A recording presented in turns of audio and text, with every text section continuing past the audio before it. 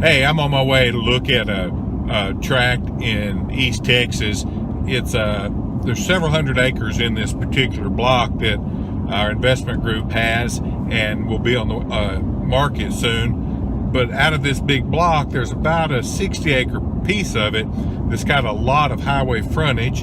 It appears to be good high rolling ground, and I'm going to look at clear cutting that 60 acres as opposed to just kind of selectively cutting it and surveying it out into 5 different 10 to 12 acre home site tracts. So what I want to do is go check 3 things primarily before we make up our mind to do that. I've looked at it on paper, I've looked at the maps. In my mind, I think it's a good idea and it's going to work out just right.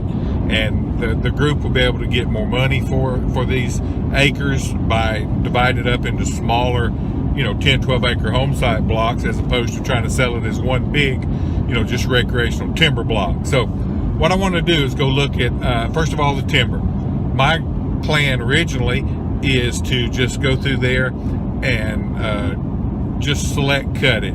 Cut out a lot of the bigger hardwood pine saw timber and leave everything else standing. Well, my plan now is to clear cut it. And so what I want to do is just check the timber and see what kind of difference that's going to make.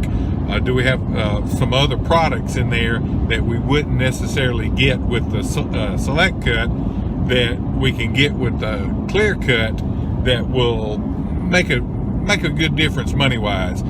Yeah, I mean, everything will get cut down except, some trees that will go in there and flag just to keep some, scattered trees out there on this tract, just to make it a pretty home site place. But is there enough money in these other smaller products if we clear cut it, to make a big difference? I want to see that, number one. Number two, I want to check the topography. I've studied, the topo map, and I trust topo maps, but I want to actually just get it under my feet, just walk it, just see the where these high ridges are as the map shows, just get an idea of what it feels like. Those of you that are in this business or you've bought and sold land before, you know what I mean by just get a piece of ground under your feet, just to feel it, understand it, and make sure that you've got it in your mind right. Because the maps are one thing, but walking it and getting a good feel for it's something totally different.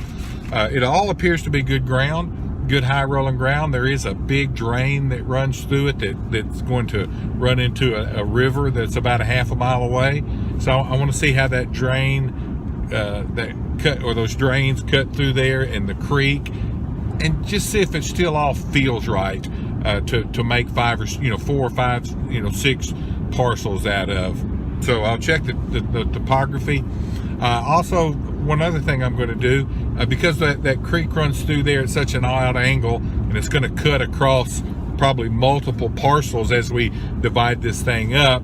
I got my handy dandy little GPS, and I'm just going to, as I'm walking and looking, I'm just going to mark some spots that I can then later download into my mapping software and see, okay, hey, this is exactly where that creek hits the road, or this is exactly where this ridge is, and then I can see all that in the map, and then I can lay some lines in on my mapping software to see, hey, when I divide this up, theoretically, if I divide it up this way, where are these things going to hit in these lots? Because I don't want a creek to be cutting right across the front part of one of these 10-acre lots near the road. I want to make sure that there's enough setback so that somebody could have a really nice house place there, and the creek maybe be behind it. So the only way to know that for sure is to get out there and touch it and feel it, and then I'm gonna mark it and then put it on a map so I can see all of these geographic features and where they hit this property in real life. You may go about it differently. That's the best way. That's the best way that I know to actually get my mind around a plan, is to go walk it, feel it, mark the things, look at it, those things that are critical that I know are important, get it on a map so that when I get with a surveyor to divide it up, we may make this a 14-acre parcel here as opposed to a 10, just to accommodate for a geographic feature that I found that I was able to mark and account for. So anyway, it'll take me the afternoon to do it. It'll be worth it though, because this ground, you know, if they're sold in, you know, 10, 12 acre home site tracts, are going to bring a good bit more per acre. So the time will definitely be worth it to myself, to the investor group, you know, because we'll get a good return, a better return for it by this extra bit of work. So anyway, there are, you've heard the phrase, there's a lot of ways to skin a cat. Well, this 60-acre piece right here can be sold separately from the rest of the block and maximize. It'll have a higher and better use than just timberland or, you know, timberland recreational land. So anyway, just what we do.